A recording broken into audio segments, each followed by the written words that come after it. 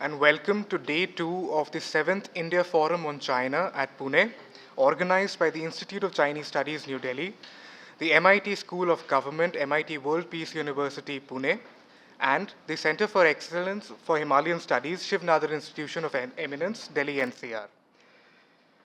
Without further ado, I would like to introduce the topic for this session and the speakers. Today's session is titled Indigenous Innovation from Chinese Essence Western Application to Chinese Essence Chinese Application.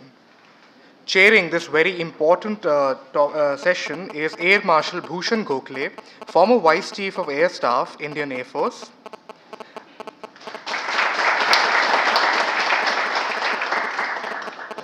And the speakers, along with their paper titles, are as follows.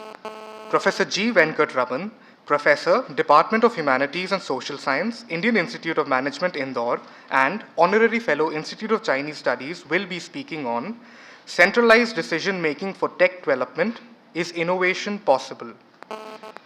Followed by Professor Venkat Raman, we have Ms. Lin Chia-yi, Policy Analyst, Division of National Security Research, Institute for National Defense and Security Research, Taiwan, and she will be speaking on China's pursuit of technological self-sufficiency. The final speaker for this session is Dr. Atul Kumar, Fellow, Strategic Studies Program, Observer Research Foundation, New Delhi, and he will be speaking on Innovating through Restraints and Sanctions, Sectoral Focus on AI in China. I would now like to hand over to the chair, sir.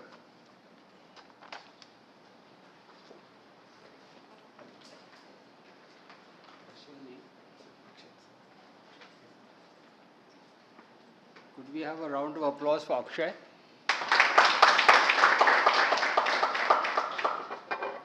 To be able to keep this conference going is not a joke, so I think compliments to you.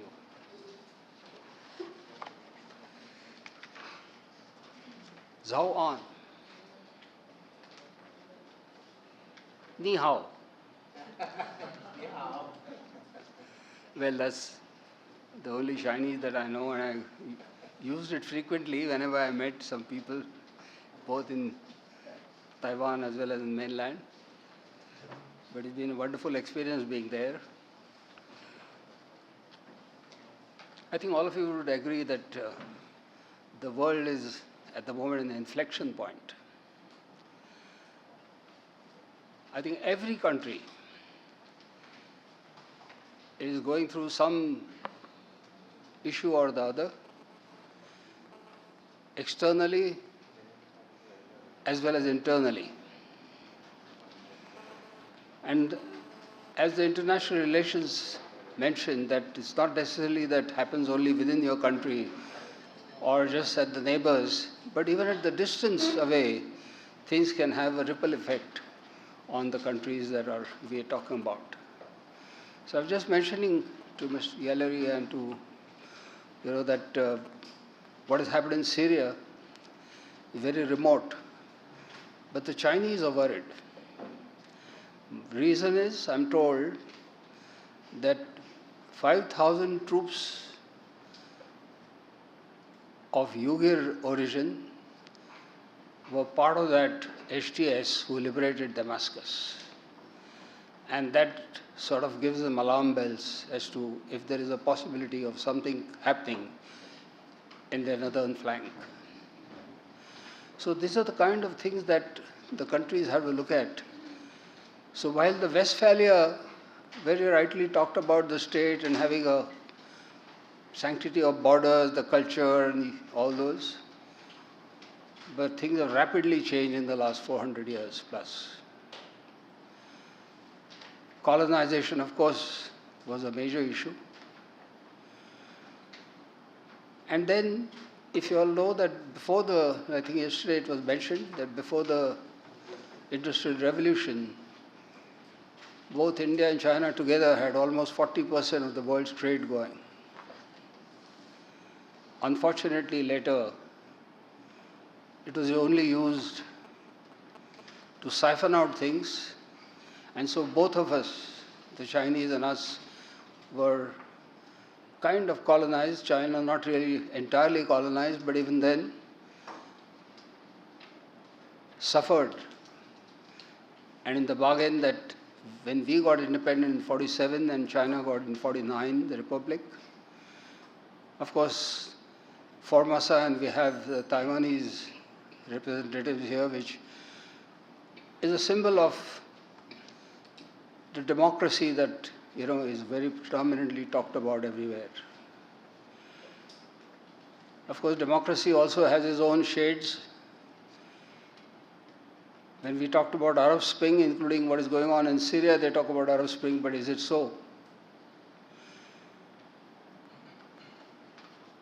So there is this issue of, when we come out technology, let me just mention that all of us have borders. We all know that the states on the maps have borders. But there is something called the frontiers. And those are invisible, they are beyond your borders. And those frontiers are very important. They could be cultural frontiers, political frontiers, military frontiers. I'm from the military, Air Force. So for us, the frontiers are to making sure that nothing comes closer to our borders, so we would much rather have friendly neighbors. And that's a challenge. What's happening in Bangladesh, not very music to us. What goes on in Myanmar, not music to us. Hamantota in Sri Lanka, not music to us. Gwadar, CPEC, not music to us. We talk about CPEC, but we hardly talk about CMEC. The one which goes to Myanmar and further. Actually, that is where the heartland of industrial area of China is. So it's the frontiers which are very important. And to be able to influence these frontiers, it's always been the statecraft which has used the trade. And the trade has always been bettered by better technology. Cheaper products, if you can make it en masse, because that is where economy of the economic strength comes in. And if you can especially export, you can use all that money to once again modify all your products. So the economies of scale keeps on increasing when you keep on doing more and more production and more of exports. And that is one of the reasons why you have denials. What happened during the First and the Second World War when the first tank was used and the first aircraft was used? Thereafter, there was a rapid race for making better and better of these weapons in particular. But then, till today, India doesn't have an aero engine of our own. We still don't have engine for our tanks on our own. We don't have, really speaking, engines even for our cars. It's only the Tatas who have started their own engine. And so did Chinese go through this. They didn't have their own engine for a long, long time. It's only in the 10 years ago that when Russians gave them the AL-30, for what we use it for Sukhois. And of course, the Chinese have been very good at making sure that it's not just replicated, but it's improved upon. Anything? So, there is a lot of talk about the Chinese having copied designs. After the Korean War, the MiG-15 was copied as F-8. And likewise, there have been so many, including the copies so-called of F-22 and F-30. I'm talking about Air Force in particular. But so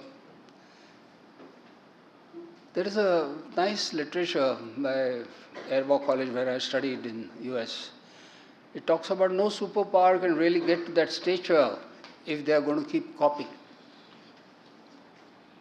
It was directly trying to attack China that you are copying too many things. stealing some of the secrets. Yes, I mean, everything doesn't happen out of the blue. There are certain issues which take place, but there has been constant applications of what those earlier designs were to better the designs, and I think the recent air show which took place showed what the Chinese prowess is.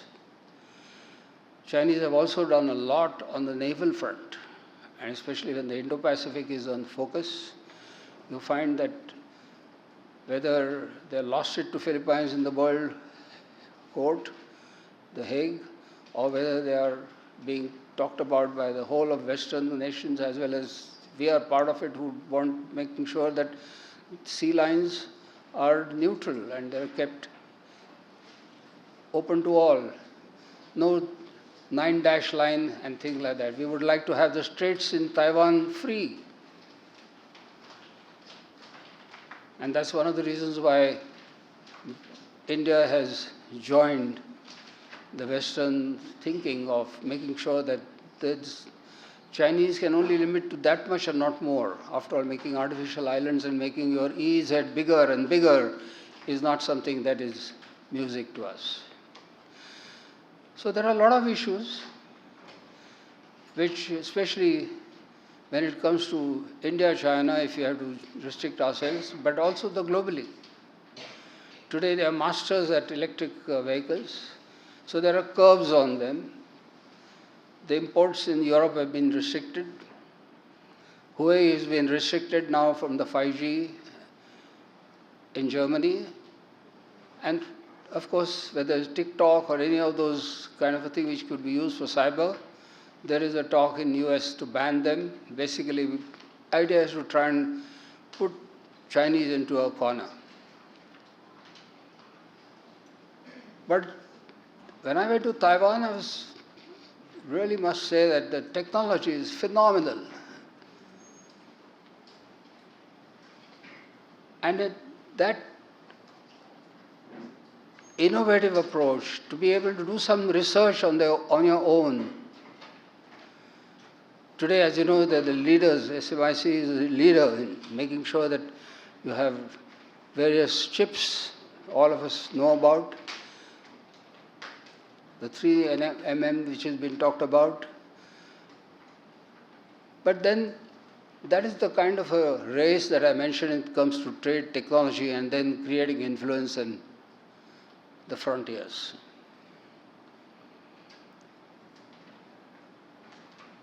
I joined the Indian Air Force basically when it happened in 1962 when we lost the war to China. My elder brother in the army and me in the Air Force, we were luckily thereafter in 1971 war. Though liberated Bangladesh, as I right in the beginning said that once again the things that have happened are not necessarily really happy for us. But these are the challenges every country goes through. The 14 land neighbors that Chinese have, they have problems with every one of them, practically. Either it is because the Middle Kingdom borders were that time drawn, which they keep repeating, thinking about, and that's how we worry when it came to Galwan and further. Thank God there is a bit of a thaw now, otherwise having 30,000 soldiers up there at minus 40 degrees is not a joke, logistics-wise or otherwise. But that has in a way put a challenge to us. So whether you have Bharat Forge in Pune or with Godrej, they're making now the guns which can be equally mobile, whether they are light tanks, because we never thought of that terrain. Actually, Kargil was an eye-opener for us. As an Indian Air Force, let me admit that we never thought about, actually speaking, flying at those heights, 25,000, 30,000, above the Stinger heights, above the Ansa, which is the Chinese version of Stinger, or be able to still do accurate bombing. And so we have come up with those challenges. We are doing innovation. We are making sure that once again India can do what's called the Atmanirbhar.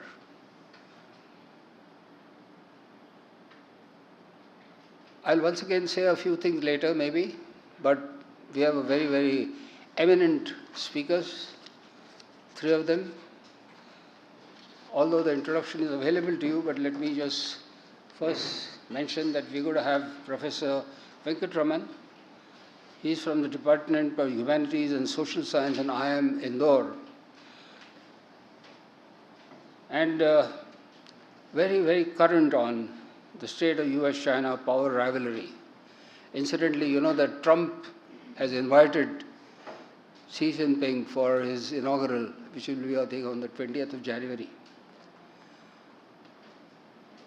So with this, may I hand over to Professor Venkat Raman. Thank you, ladies and gentlemen.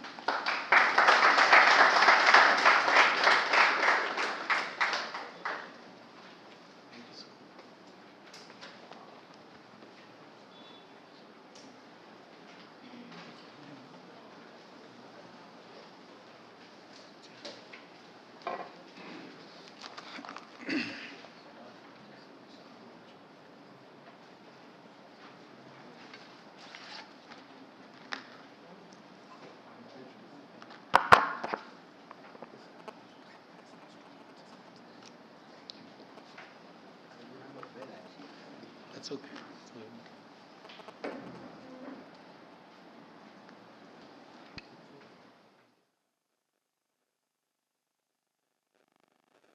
All of you. I'm extremely thankful to ICS and MIT for inviting me for the 7th India Forum on China. So as you all know, the topic of my talk is is centralization going to have any kind of an impact on China's S&T in the context of innovation? So before I share some of my thoughts on this topic, I'd like to begin with certain kind of a preface, if one can call so. This whole contestation between centralization and decentralization is not something new in the context of China. It is a centuries-old, contestation. Even when, and in the post-1949 China, even when Mao was at the helm of affairs, Mao spoke of, ironically, administrative decentralization. Again, during the post-Mao period, when everyone was talking about economic decentralization, we all know that Deng Xiaoping and his comrades were very, very, non-hesitant in taking very tough calls when it comes to exhibiting their centralized decision-making apparatus. So, there are different degrees of decentralization and there are different degrees of centralization. And this is very much an inherent part of the Chinese model of development. The second is, as far as science and technology is concerned, emphasis on science and technology is not something which is very current. Because in 1973, when the party started under Zhou Enlai talking about the 4 great economic modernizations, science and technology was one of the 4 domains which China started focusing on. Third, what is innovation in science and technology? So when we are talking about innovation in science and technology in the context of China, there are experts, in semiconductors, there are experts in technology who can talk about it. But what is more important in the context of China is, when we are talking about science and tech innovation, we are also talking about the larger policy ecosystem. And innovation in the context of China is also referred to as, quote unquote, policy experiments which have stood in good stead for China in the last 25-30 years.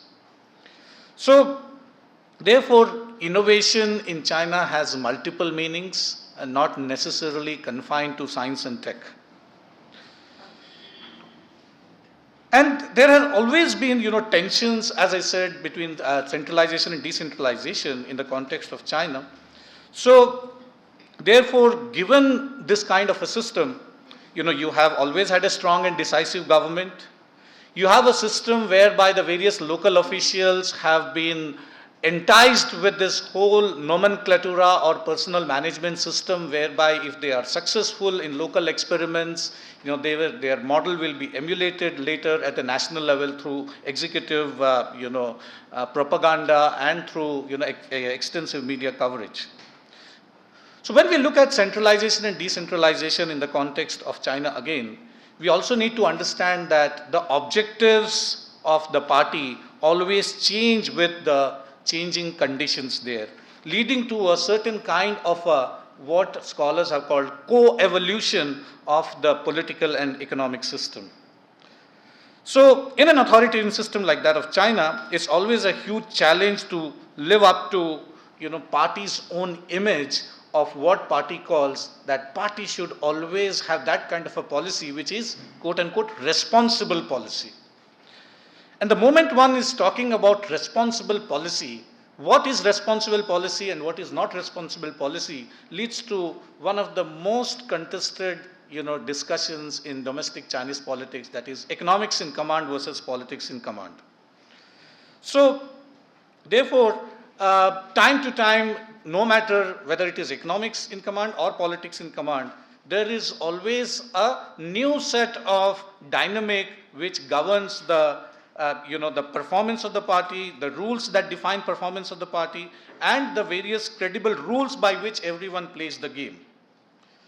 So sometimes, therefore, the government, the party state can give importance to market reforms as an end in itself, and sometimes, sometimes the government, the party state can give emphasis to market reforms, to improve the economy, and whereas certain times it can use market reforms as an instrument to, address the common prosperity cause.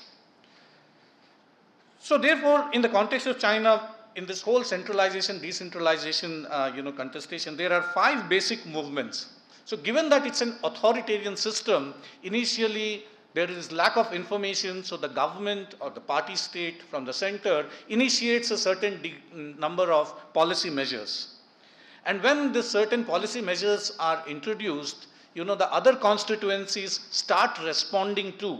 And when they start responding to, they also, they are not only receivers or recipients of information, but they are also constituencies who relay information over a period of time.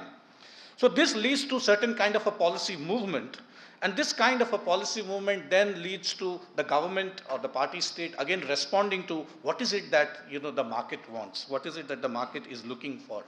Now this leads to a certain kind of emergence of a new kind of equilibrium, between the political and economic subsystems, and over a period of time, gradually there are lots of tensions that come in.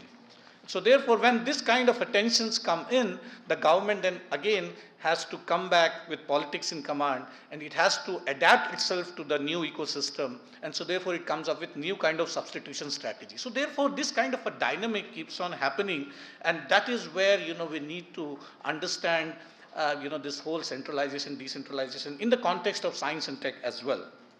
Now coming to innovation, science and technology, it was only in 2006 that in China the first time you had the National Medium and Long-Term Science and Technology Plan, and for the first time a policy was made which China called it China's innovation strategy. It was also the first time when the former president of China, Hu Jintao, spoke about building an innovative country by endogenous innovation with Chinese characteristics. So this kind of a system has been going on for for the last more than 10-15 years, since 2006. After that, a Made in China policy has come, and now China is not only talking about Made in China, it is talking about innovating in China. And the 14th Five-Year Plan and the Socialist Modernization Plan are more about how the country should become technologically self-reliant. So then what is the fuss all about? Why is this whole centralization thing once again started coming, to the picture? So in the post, Mao era, when economic reforms have been introduced, largely we saw that, China had what we call a system of bureaucratic decentralization. So you had what China calls points to surface approach. Points to surface. What are the points? Points means the various local experiments that are conducted by different provincial and sub-provincial leaders. And if those experiments are successful, then those are actually selectively taken by, and then it becomes part of the larger China model whereby the country can thrive. Now this points to surface model has come under severe strain after the emergence of Xi Jinping as the undisputed leader.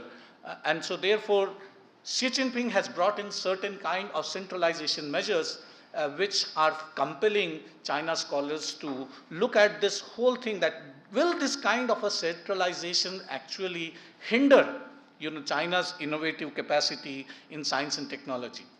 Well, the answer is yes and no, but and it's still not very clear. But what is it that, let me very briefly highlight some of the key measures that has made Xi Jinping, this kind of a leader who is very, very much pro-centralization.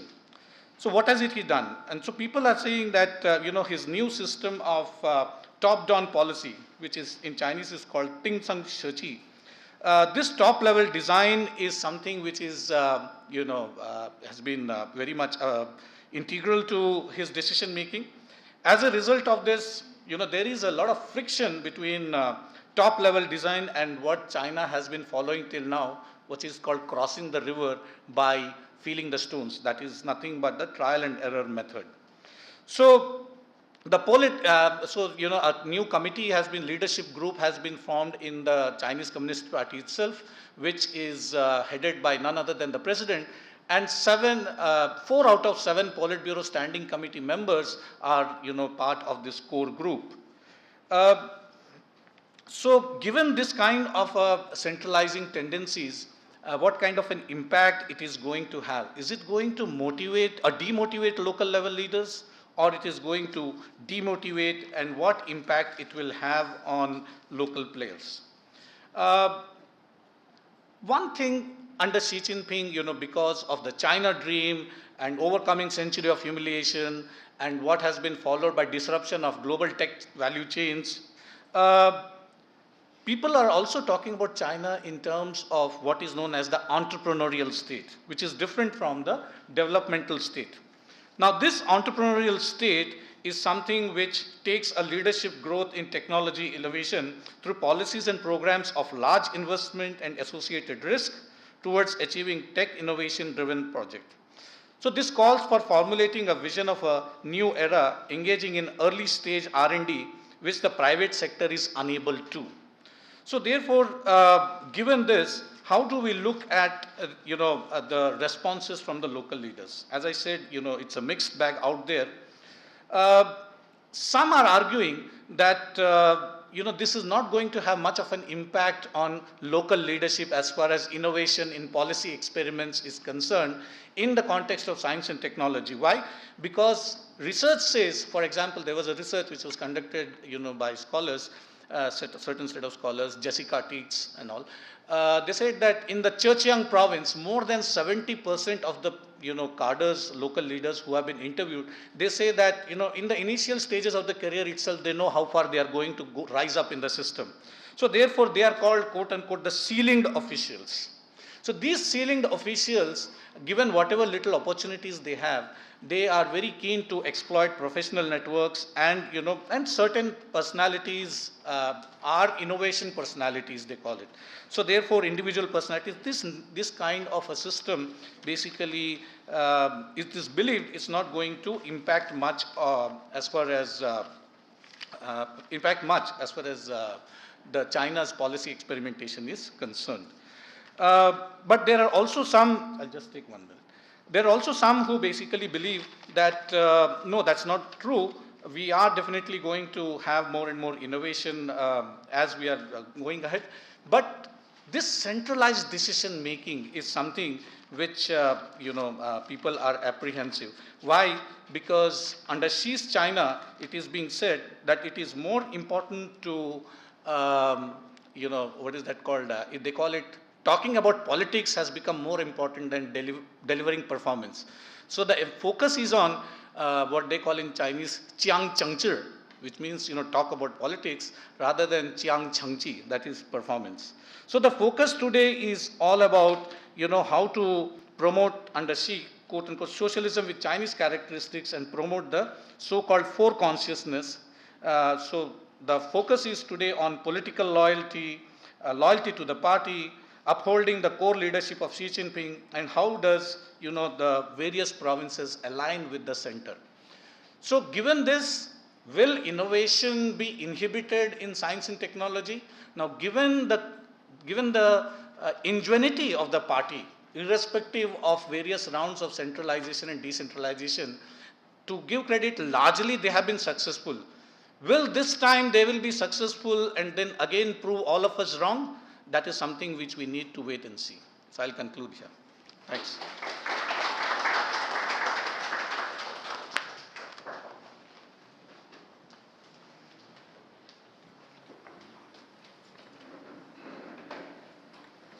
Thank you very much, Professor Venkat. Can you hear me, that's it?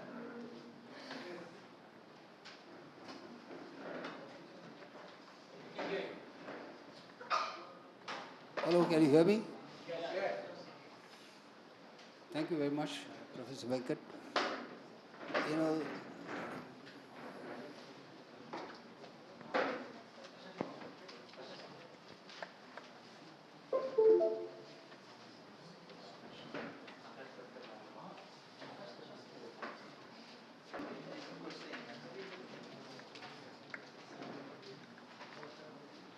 Spoke about a very important aspect of centralized decision making. In India, when it comes to bigger projects, whether it's railways, whether it's defense, whether it's infrastructure, there is a centralized kind of a decision making. Because especially the financial outlays are not that big. So with the result, you can't take risk. Mind you, in the defense sector, where I can speak a little, with clarity, is that we talk about make in India that is design in India, produce in India, for India, all this kind of, jargon is spoken about. But the Chinese, they need to have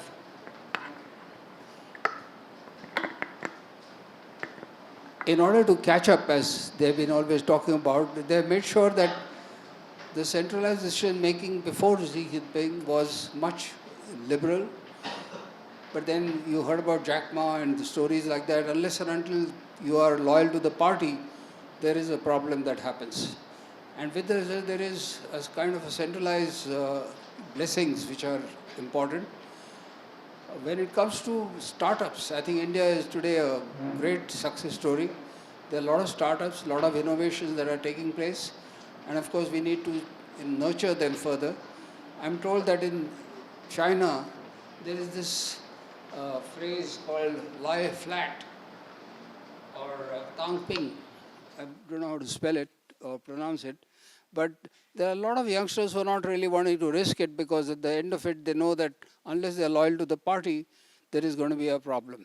So whether they should go in for profit making or not, so some things which are all of youngsters should research further upon to know what the inner intricacies of the Chinese economy can be. Thank you very much. And with this, we go to the next speaker, Ms. Chia-yi. She's come from Taiwan. So can I project my PowerPoint?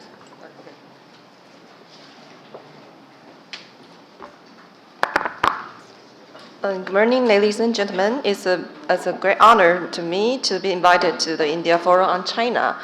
Now I'm talking about China's pursuit of technological self-sufficiency and the journey and implications of China's technological ambitions. The outline is as follows: China's technological development history and the challenge of China's self-sufficiency in science and technology, and China's policy support and investment, and major companies and technological tycoons, and the impacts of China's technological self-sufficiency on the global market, and my conclusion. The first is introduction on China's technological technological self-sufficiency. The background and the motivation of their past dependencies.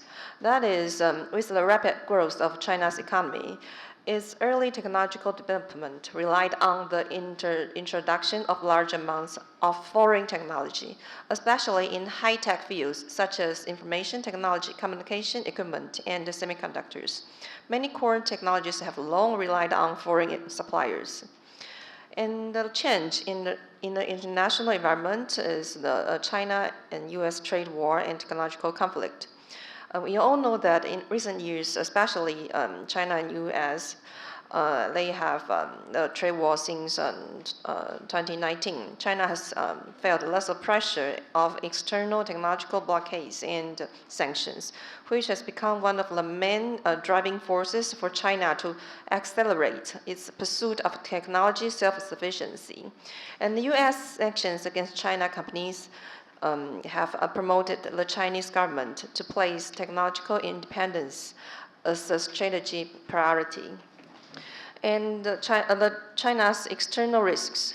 China's technology supply chain vulnerability in the context of globalization, especially its reliance on key technologies such as semiconductor chips, makes China particularly vulnerable when facing external sanctions. This has intensified China's determination to promote self-sufficiency on its technology.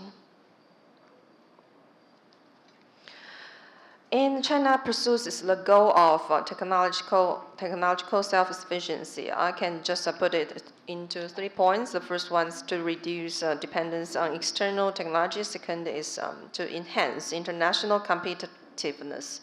The third one is innovation-driven development.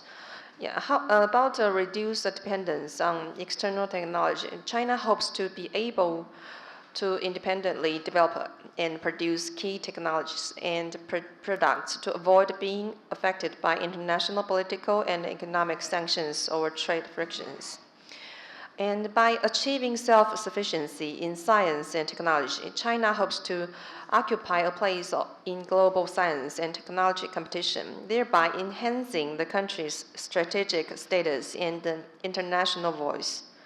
And China's science and technology self-sufficiency strategy not only reduces external dependency, but also promotes its transformation of its economic structure through independent innovation and achieves breakthroughs in high-tech fields. In China's technological development history can be break into 3 points. The first one is early stage of reform and opening up, in introduction of foreign technology and the rapid development of its manufacturing industry. And in the 21st century, technology and independent innovation is going on hand in hand. And the change in recent years is the U.S.-China trade war has made great impacts on China's industry. And its technology competition in 5G and semiconductor and other fields are just going more and more importantly. In China's road to technological self-sufficiency, about semiconductor, it is China's challenges in chips manufacturing and production, and how to survive under the sanctions of the United States, and to increase investment in construction of wafer fabs and technological research and development. And for 5G technology, and we can see the rise of Huawei and China's leading position in 5G base station construction and the standard setting. And artificial intelligence and quantum computing is China's active development in artificial intelligence and quantum technology. Its national strategies and the main investment plans is on this part.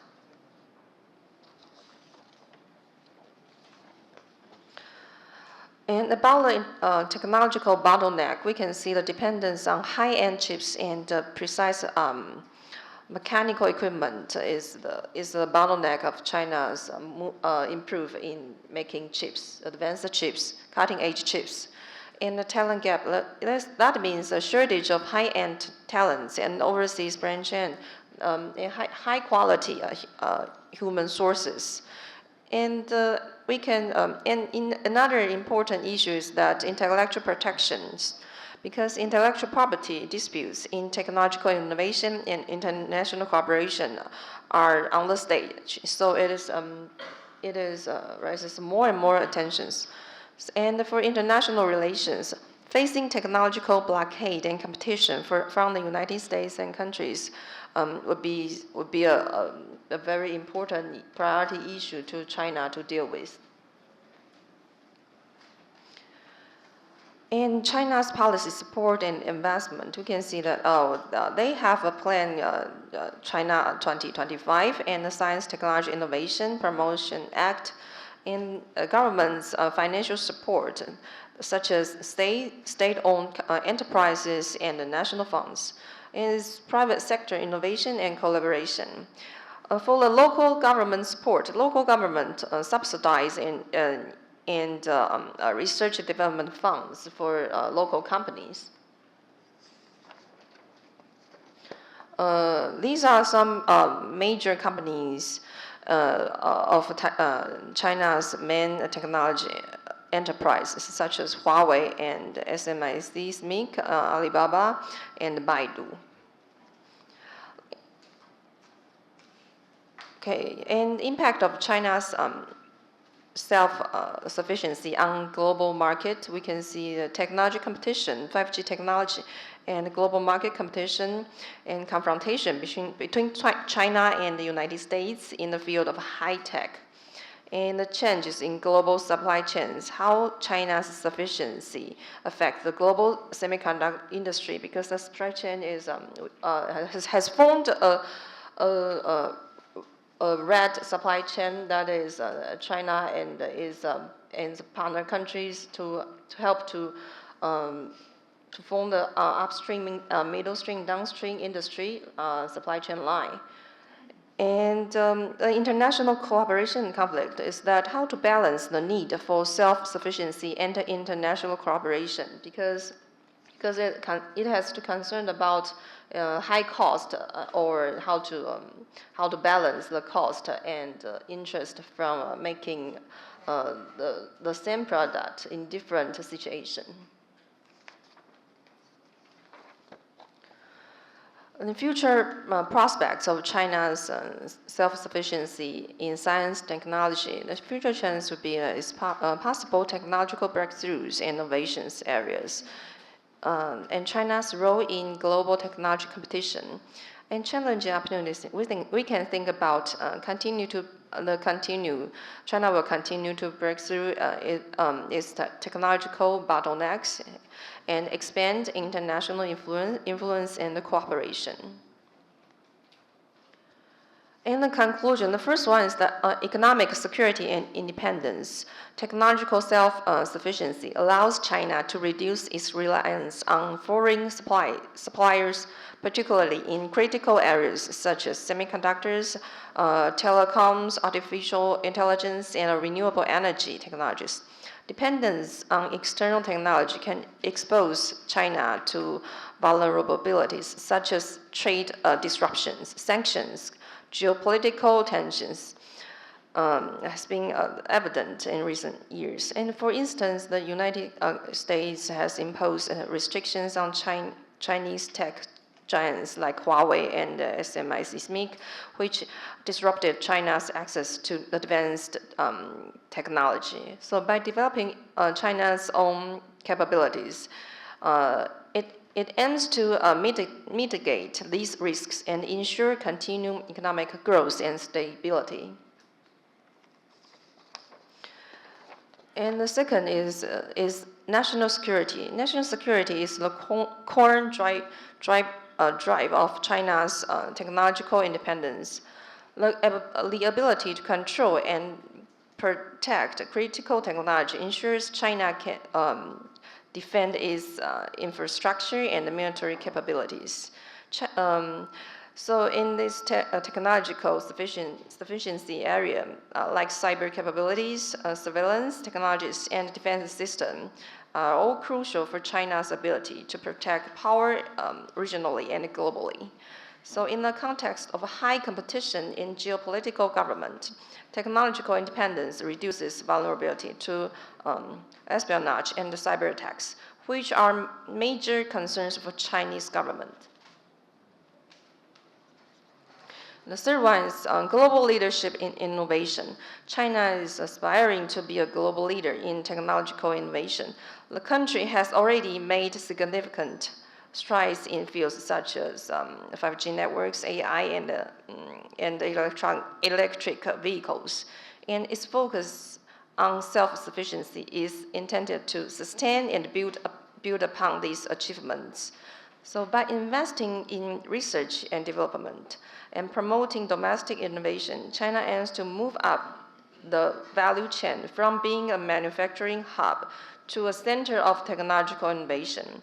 So the Made in China 2025 initiative, for example, outlines China's ambition to become a global leader in key sectors, including high-end manufacturing, artificial intelligence, and robotics. And the fourth point is that economic modernization and sustainability. China has also identified self-sufficiency as a critical factor in transitioning from an industrial-based economy to one that is more knowledge-driven and sustainable. So by strengthening its technological capability, China can better address its long-term economic challenges, including an aging population, environmental sustainability, and the need for greener technologies. For example, China is investing heavily in renewable energies, electronic vehicles, and energy storage technology. Aiming to become the leader in this kind of green innovation. And the fifth, technological sovereignty and control. With the technology self-sufficiency, China aims to retain control over its data, software, and hardware. This autonomy allows the country to safeguard its technological infrastructure and prevent foreign interference or surveillance. So in particular, China's push to development alternatives to Western technology giants is a part of its broader strategy to ensure independence. The sixth is countering Western technological dominance. So by investing in domestic alternatives and reducing reliance on these global power warehouses, China seeks to diminish Western influence and policies to governing emerging technologies. The last one is geopolitical competition. As China views technological self-sufficiency as a way to assert itself as a global superpower, capable of standing on its own in the face of external pressures and competing with the United States and other global powers. So, in summary, China's emphasis on technological sufficiency is one of paramount importance for its long-term economic security and geopolitical interests. It serves as a key pillar in China's strategy to secure its position as a leading global power, reducing vulnerabilities, and compete on the world stage.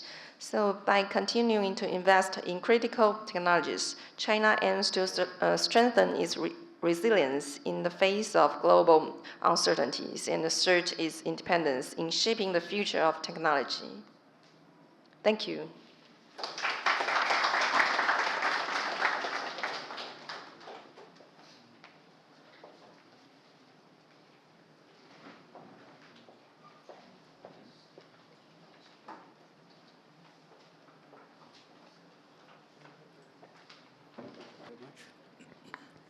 There are a lot of takeaways, but I thought I'll just highlight on 2 points. wherever I've spoken to professors in USA, Australia, or any of the Western countries, they talk about Chinese students being so very dedicated, extremely dedicated, and they look at the high end of research very, very seriously.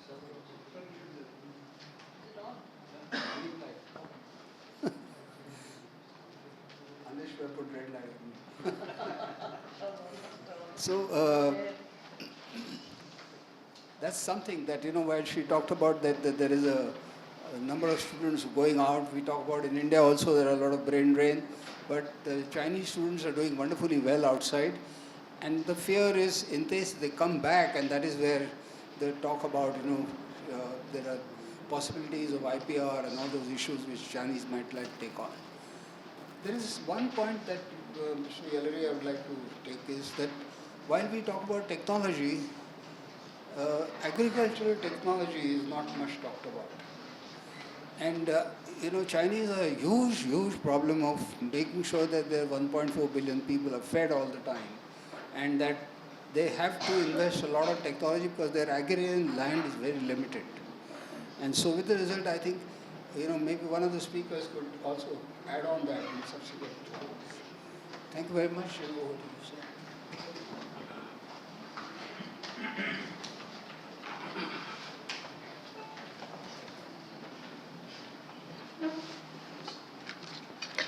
Good morning, everyone.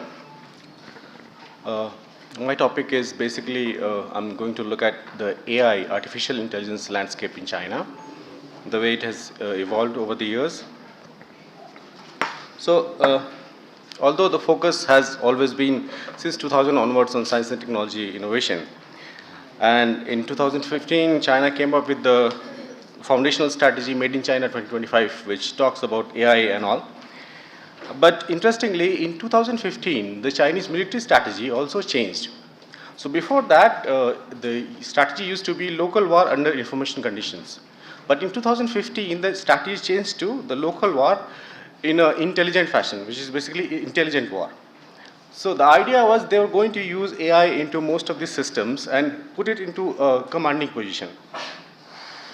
On these, there is a famous incident of March 2016 when Google's AlphaGo machine basically defeated the I think world champion in Go game. Have you heard about it? Yeah. So this guy was defeated by a machine. In a 5-round, he lost to 4-1. And the Chinese champion, Mr. Chia-yi, next year in 2017, he was defeated in a straight round of 3-0. That was a major issue in China. In fact, the Chinese Central Military Commission came up with this statement saying that artificial intelligence has enormous potential in combat command, program reduction, and decision making. So from that moment onwards, I see a lot of focus on AI, whether it is civil or in military applications. Then again in 2017, State Council came up with a foundational regulation called New Generation Artificial Intelligence Development Plan. It is famously called AIDP. That has shaped the whole discussion, and in 2018, Xi Jinping took the entire Politburo on a special study session only on AI, where they came up with these targets that by 2030, China was going to become leaders in theory, AI technology, and AI applications. So far, if you see, the trajectory has been quite powerful. The focus of the top leadership, the focus of the corporations has always been towards achieving this target. Now, at the outset, let me say this. Look, I'm a scholar on Chinese military, so every morning, evening, I keep hearing about military applications of AI, how it is going to destroy the world and all that stuff, AGI, singularity, we keep hearing about it.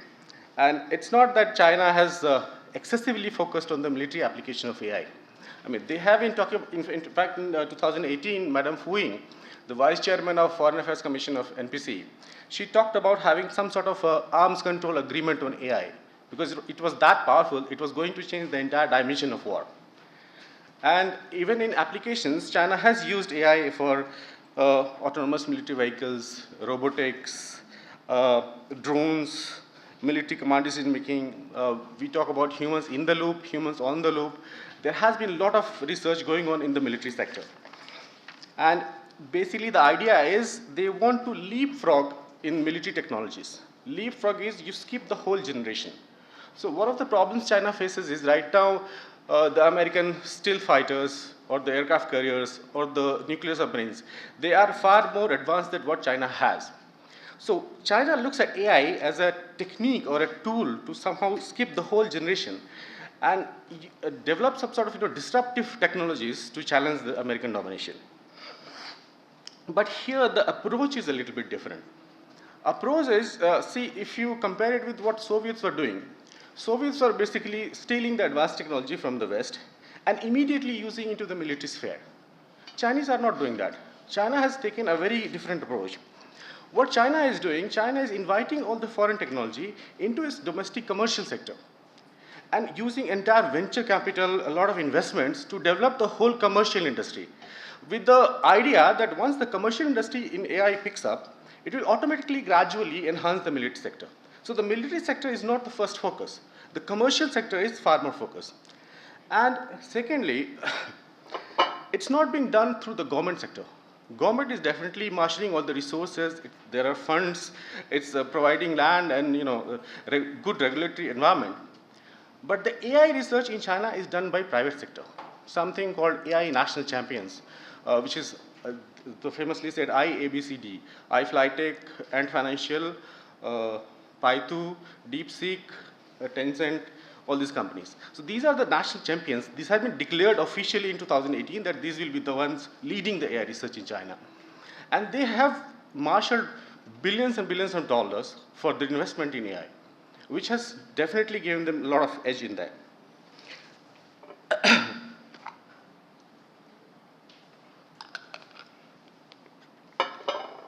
Then, as per the Chinese own evaluation, China has definitely some weaknesses when it comes to developing AI. And what they have discussed it, a couple of times is, one is the talent shortage. China does not have enough engineers looking into AI. It is definitely the second largest, but the first one has far more bigger advantage. I mean, American industry and AI talent pool is pretty huge. So what China is talking about is having a 5-year plan where they can train 500 instructors, at least 5,000 engineers who are specifically working on AI. That is the plan, and that is ongoing plan. And second is Chinese industry is a bit behind in setting technical standards. Something called standard essential patents, which like, for example, CDMA and all other the standards which were set by some Chinese companies, that is not exactly happening in AI as such. Also, because AI is a still evolving kind of technical area. So that is one focus where China is trying to gain some of those ACPs and set the whole trend. Third one is the problem in software frameworks. So if you look at it, AI is basically as of today, the AIs are what they're doing is the machine learning capabilities and the software development tools. They're bringing together in a software framework. So Google has come up with something called TensorFlow, or Apache is coming with Spark, or Microsoft is using CNTK. They're using all these software frameworks to develop AI. China has not been able to develop its own indigenous software framework. I mean, SenseTime has definitely used something called Parrots, but that is not that much in fashion. And fourth major weakness is in semiconductors. So far, most of the semiconductors, especially the advanced ones, were coming from US. But as you know, in 2018, American government put sanctions on Chinese industry. So anything below 7 nm processors are not being exported to China. But it has this pipeline of 28 nm or 60 or 90 mm processor, which it has kind of imported in bulk. Some Chinese companies like Huawei and others are developing 7 nm processors. It is very recent development. But the biggest problem they faced is there is a machine called lithography machine. So these are two lithography machines basically made by a Dutch company called ASML. So the less advanced one is called deep ultraviolet lithography machine, and the most advanced one is called extreme ultraviolet machines. So extreme has completely been banned. I mean, China has not been able to buy at least one machine from ASML. But they have bought a lot of deep ultraviolet machines, the kind of second level of machines, which are also good enough to produce 28 nm and other chips. But this year, Mr. Biden put extra sanctions, and he said even those machines which have been bought by China from ASML, the maintenance will not be given by ASML, and the spare parts will also not be given by them. So there is a very focused American strategy to somehow scuttle the chip supply to China. This is a major concern. And China has been trying to find workarounds to somehow get out of it. So what they have done is, instead of going through the high value NVIDIA graphic processing units, they are now talking about something called TPUs, tensor processing units. So what you do is you stack these 28 nm chips and make them work as if they are the high-end chips. And the workaround is very unique and somehow trying to get through this constant driven approach, but getting most out of whatever you have. And finally, this year, I think since last 2 months, we have been hearing that finally China has been able to build its own indigenous lithography machine, which might come in 1 or 2 months. And they are going to produce their own 28 nm chips from those machines. So if they start making their own machines which can make chips, that will be one major kind of challenge to the TSMC, the Canon, the Nikon, and also all the American design centers. Apart from these restrictions, if you see, there are also regulatory restrictions. So Chinese AI industry has to work under very definite regulations, because obviously the political considerations are there, the information control, the positive energy, which they say that all the net should always give positive energy in the society, and all the political things which we talk about. But they have put proper regulations in place. So in 2021, they came up with something called regulation recommendation algorithms.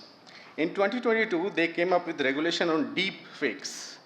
And 2023, the first draft measures for regulation on generative AI was put. What they have done is they have put the entire AI in a proper policy framework, and the draft artificial intelligence law is also being discussed right now by State Council. Probably in a year or two, there will be a proper capstone law on defining what AI can do or what AI cannot do. Now, if you look at it, it has negative connotations, it also has positive connotations. Content moderation is very fashion in these days. Like, we have heard a lot about Twitter and all this content moderation. Now, in Chinese case, it can become extreme. But even in democracies, we need some sort of content moderation. So if having similar laws which can help our AI development under a proper policy framework, that will also help a lot. Finally, when it comes to applications, so you see, there are 3 criteria when it comes to AI: theory, technology, and applications. So theory-wise, they're a little bit weak. Technology, they are catching up gradually. But in applications, they have done wonders, right? So what they have realized is they can't develop very innovative general purpose technologies, thank you. But application-wise, they can do wonders. So you'll see all these AI, like there are like 4,400 AI companies who are working on innovations, 4,400. And they are working in fabulous sectors. For example, BYD is using LLM, the generative AI, to develop a voice assistant, to develop autonomous driving. Say, for example, in robotics, they are talking about developing some sort of human and robot interactions. So you talked about agriculture thing you talked about. There is a company called AI, it's Baidu and Elephant Robotics. They are talking about all these autonomous crop spraying, harvesting, seeding, field monitoring. The funny incident was, all these videos, small short videos of robots cutting paddy and cutting wheat is all over the YouTube. So last year we had some labor problems back home, and I showed some of those videos to the workers there, and they were horrified. Because the problem is the robot can cut your paddy whole day, whole night. He won't be tired. Okay, so that creates a lot of problem for the labor population, and what kind of replacement they are going to see is going to work a lot. Similarly, Paitu, Huawei, they are all working in application sectors. And for example, SenseTime is also done wonders in that. So at the end, if I look at Chinese AI, the both civilian sectors and military sectors, there are definitely negative implications, and we hear about it all the time. But for us, and especially for the global south, the way they have developed the whole industry and the kind of applications they have used in their practical life, practical, cost-effective, and constant-driven AI, that is big example for us. We can, choose to just be jealous and sit side, or we can learn from them. I'll stop here.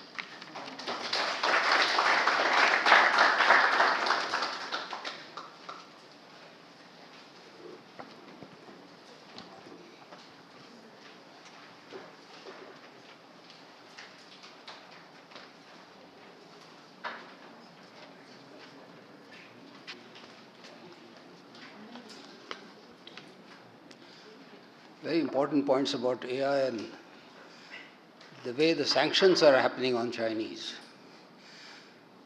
But I sometimes wonder whether the sanctions really help, because it actually leads to a lot of innovation. It's happened to India. When in 1974 we had sanctions, and I think we came out brightly both in the space sector and the atomic sector. Russians are facing, so many countries are facing, so I think the Chinese may take up this as a challenge, as a matter of fact. They are already trying to beat back by controlling the rare earths. And as you know, today rare earths are extremely important, and the Americans are having a hard time trying to, how to get to some of these countries where they've got a long-term contract to ensure that no mining takes place. But it's been a very interesting, session where all three of them have put various different points of importance. I'd like to not necessarily sum up, but just say a few extra points, is that I mentioned to you about the borders and the frontiers. The Chinese are very good at the new frontiers, the space, the cyber. And as you know, in Antarctica, now the Chinese have 5 stations, and they have a runway, regular service going on. They take tourists across.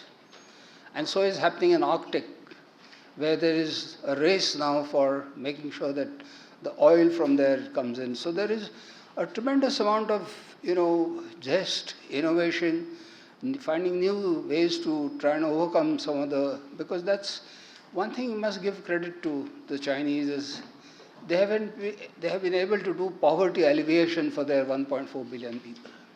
We are struggling still as Indians. But that's something which we need to do, whether democracy or whichever way, because sometimes a person on the street necessarily doesn't, feel the pinch of being, whether they are democratic, whether their views are being heard or not heard. What they want is roti kapda makan, and as such, the Chinese have at least made some sort of inroads. Of course, the next level is now where the aspirations increase, and that is the issue which Chinese will have to face very shortly. And that shortly is happening soon, because they have got targets for GDP slipping. They have Make America Great Again, so there is a lot of movement happening where your factories are going to shift out, maybe some of them. And, there are human rights issues where using the Uyghur or the children. So there is challenges they have to keep on facing every now and then. And I mentioned about the agriculture. There is another huge problem, especially when they had this Three Gorges Dam and a lot of flooding took place. The main agriculture in the land that was submerged, and they have to make sure that a lot of import is taking place from various countries, including in South America and places like that.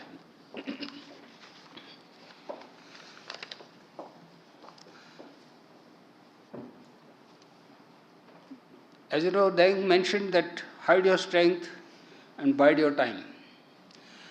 And I remember 2003, 2004, that was not the time of Xi Jinping, but it was Hu Jintao, where we had a lot of Chinese Air Force, Navy and all officers who would come and they would sort of do exchange visits to us. They would try and learn. They'll say, we are way far behind. Actually, maybe we didn't see through it, maybe language barrier or whatever it is, but mind you, they went all over the world and took the best practices. So there is a lot that Chinese have done in terms of understanding where the world is moving, and they can get the best of it. So, you can never, that very famous sentence of biding your time is very important. I said that when I went to Taiwan last year, I think in one of the seminars, is that thank God the belligerence of Xi Jinping is happening now in the last couple of years. If he had waited for another 5 years, maybe, they would have had more and more capability, and things could have been different. So now today, everybody is worried, everybody is collaborating, cooperating, but luckily there is a thaw between the Sino-Indian issue. Hopefully it lasts long, because I think for 1/3 of the world's population, almost 3 billion people who are in these two countries, and a huge market, huge potential to do good for the whole world, I think that's very important. So I think whether the C stands for combat and conflict, or whether it stands for collaboration and cooperation, we'll have to see.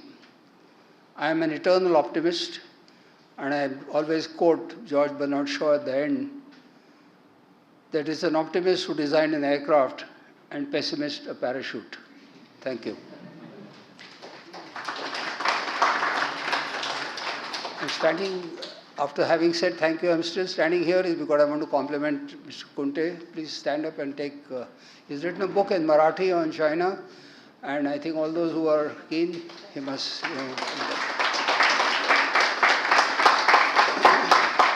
thank you to all of you, and I'm sorry? So what is the time? Is that okay? Because this session was till... 10 minutes? No, we have 15 minutes. So we have 15 minutes. We have? Okay. So we have 15 minutes of time for Q&A. Please go ahead, raise and keep your question short and point it to a particular person. Sorry? Yeah, I'll do that. Thank you.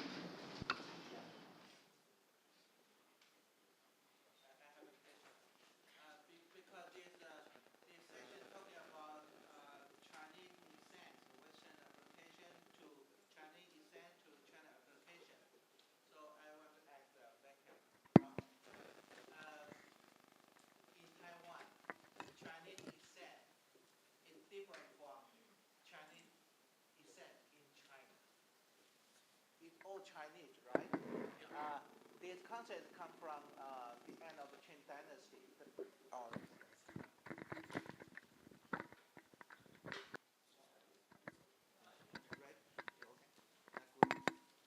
Okay. Because we know that Chinese essence, Western application, this concept come from end of the Qing dynasty, because Qing dynasty corrupted, and then some governor, some general try to learn Western military training. So 洋务运动, 自强运动. But this concept can use in Chinese, in China right now, because you mean the Chinese essence. I wonder, is any different Chinese essence in China and Chinese essence in Taiwan? It's any different? The first question. And also, Air Marshal talking about that military use of innovation. We know right now in the Russia-Ukraine war, the circle of innovation around 7 days.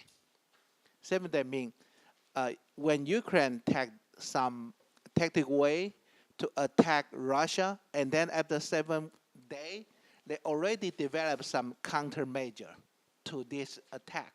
So this is very important. So the innovation in right now is very important, because I think we can talk about that mindset. We can talk about the culture.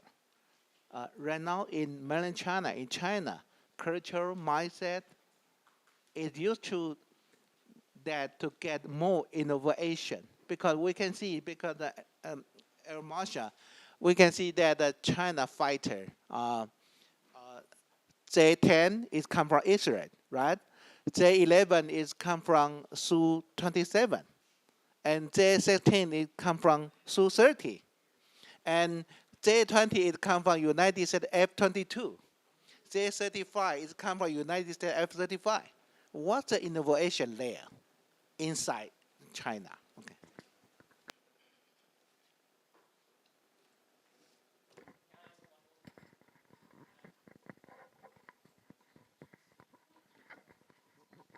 Sorry, since we're running out of time, I thought. My question to Dr. Lin. Um, so you, I mean, you've given in your presentation several reasons why China is going for self-sufficiency, and some of them look like their advantages. They help China, but there's also a flip side to China pursuing self-sufficiency, uh, because if other countries know that China is pursuing self-sufficiency, then they might want to restrict access to China. And so, in the context of this particular session, I want to ask, what is the effect on research in China? Collaboration with foreign universities, institutions, because of China's uh, approach towards self-sufficiency, and maybe specifically because you come from Taiwan, how is Taiwan responding to China's requirement of self-sufficiency? Are Taiwanese universities and institutions refusing to collaborate, or are Taiwanese companies and universities wanting to embed themselves even more in China? Thank you.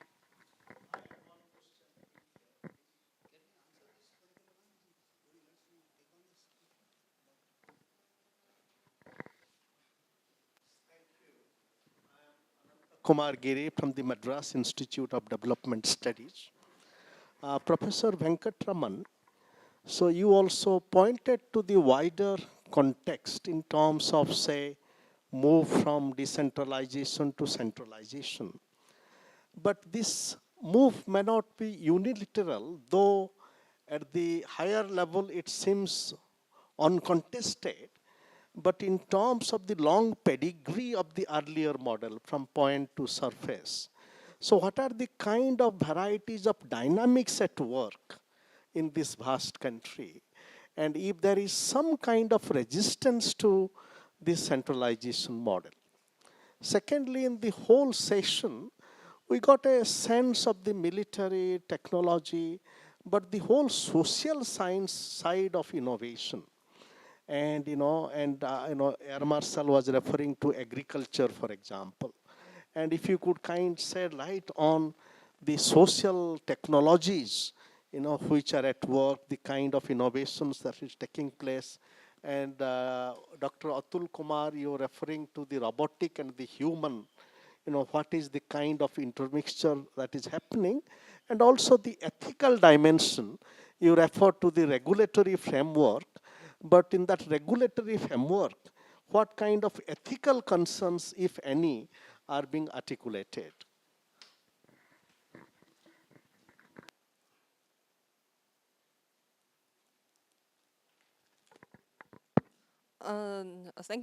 Thanks for your question.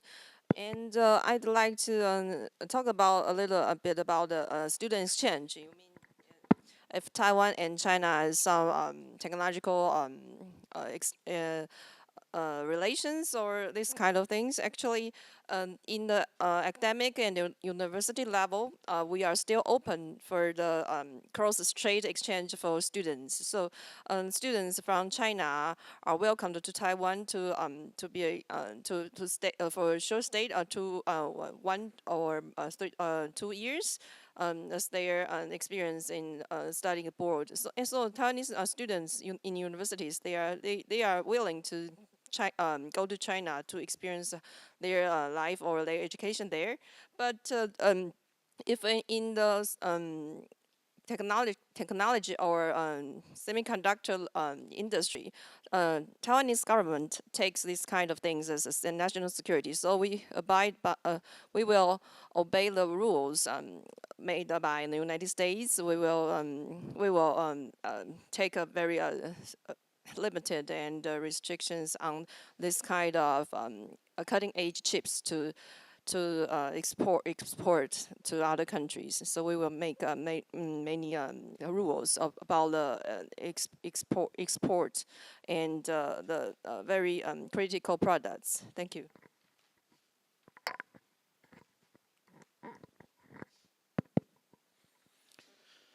Yeah. Is Chinese essence different in China and Taiwan? Till 1949, Taiwan, China, everything was the same. But after, Taiwan has come into existence, it depends, in which domain you're talking about essence. Culturally, I think their essence is more or less the same, how you think, how you strategize. But then where the essential difference would be that what kind of role Taiwan wants to seek for itself or has sought for itself, till now and in the near future, and what kind of a role China envisions for itself, in today's world. And I think this is the critical question, that politically and economically the kind of ambitions, which China and Taiwan are. So one wants to, put very simplistically, China wants to thrive. Taiwan wants to survive. So therefore, the strategic calculus of China and Taiwan are completely different.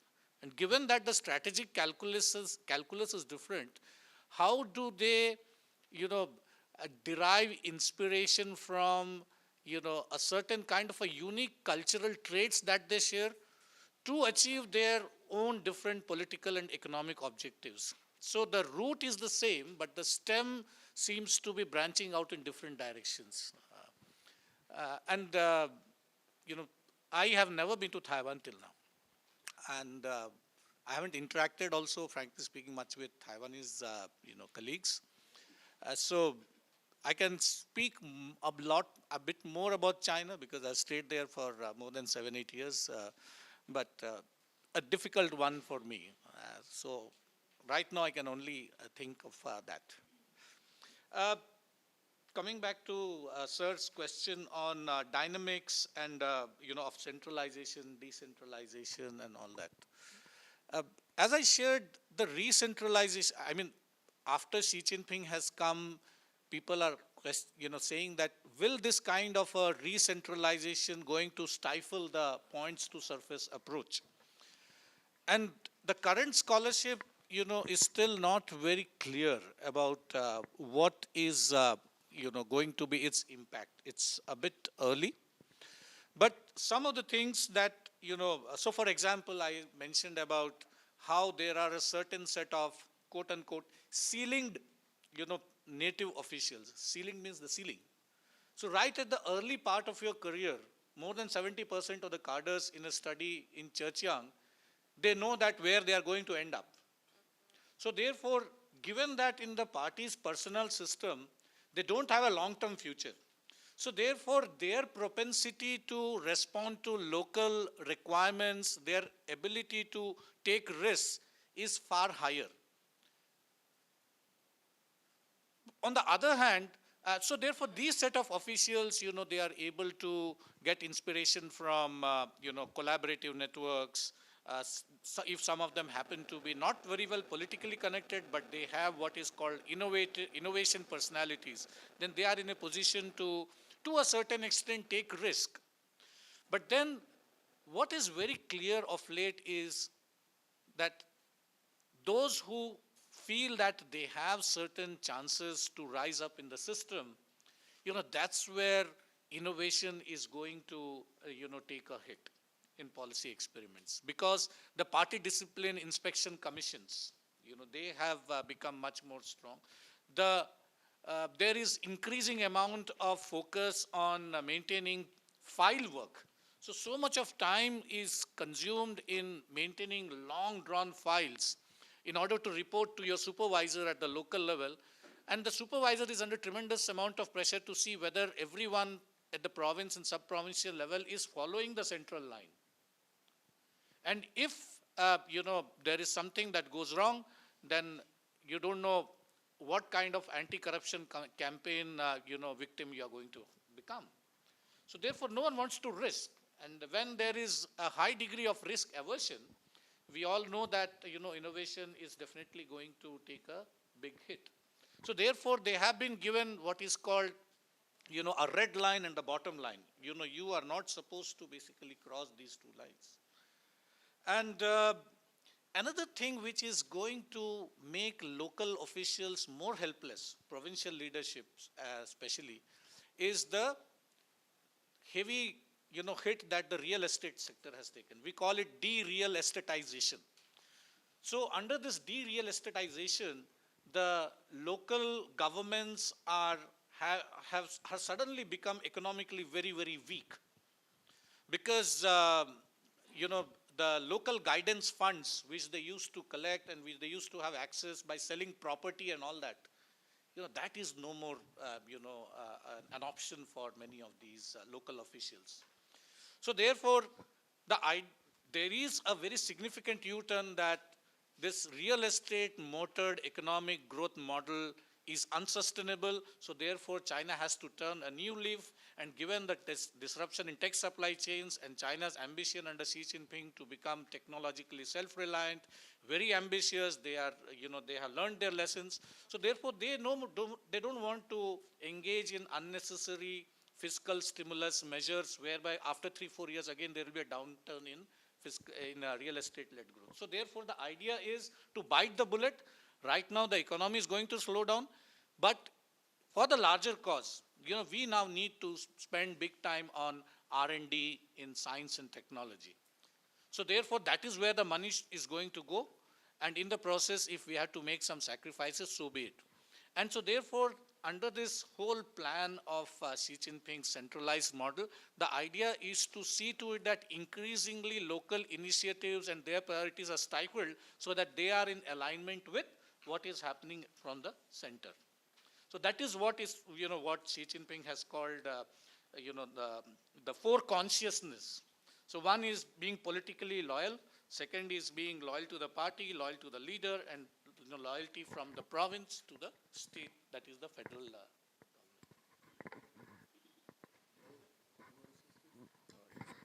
Two small issues, basically. So about AI in social sector, there are a lot of applications. For example, I said about human and robots coexistence. So elephant robotics is using these robots in elderly care. In old age homes, a lot of these robots are being involved in hygiene and all other sectors. Right. There is one more sector which has gone for paradigmatic transformation, which is medical diagnostics. A lot of medical imaging, a lot of testing is being done by AI, and it's far more accurate. Although there are some issues of hallucinations, but with a lot of data, large data models, that hallucination is going down, and the prediction ability is becoming far more accurate. If you look a little further, Paitu has come up with a robot called ErnieBot 4.0, which is actually giving medical prescriptions. So basically competing with doctors. And day by day, more data they use, more experience they gain, their prescriptions have become far more accurate now. So application of AI in social sector is much wider, much deeper than what we imagine. About second issue on ethical issues in regulations, you see the first law, the regulation on recommendation algorithms, it came because of ethical issues. The problem is party is always monitoring the internet, what kind of discussions are going on, what kind of problems are being faced. And they found out that there was huge discussion on this 996 work culture, a very oppressive work culture for labor. Then there was also this food delivery apps recommending all sort of stupid recommendations to all their social media consumers. So this first regulation was basically to regulate all that stuff. Although party has its own agenda, content control and everything comes there. But a large part of that regulation addresses these ethical issues in the society, because positive energy and social stability is one of the fundamental objectives of the party. That's it. We need to conclude and move for coffee, so we could continue the discussion there.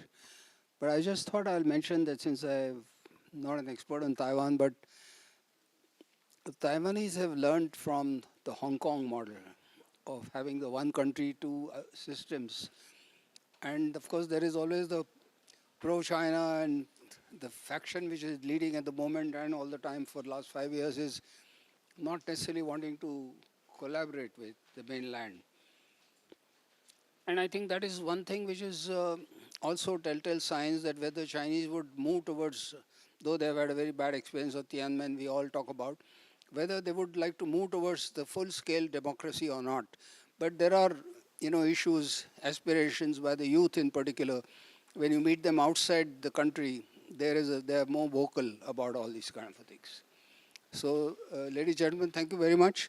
For the first session is over. We move for coffee. Thank you.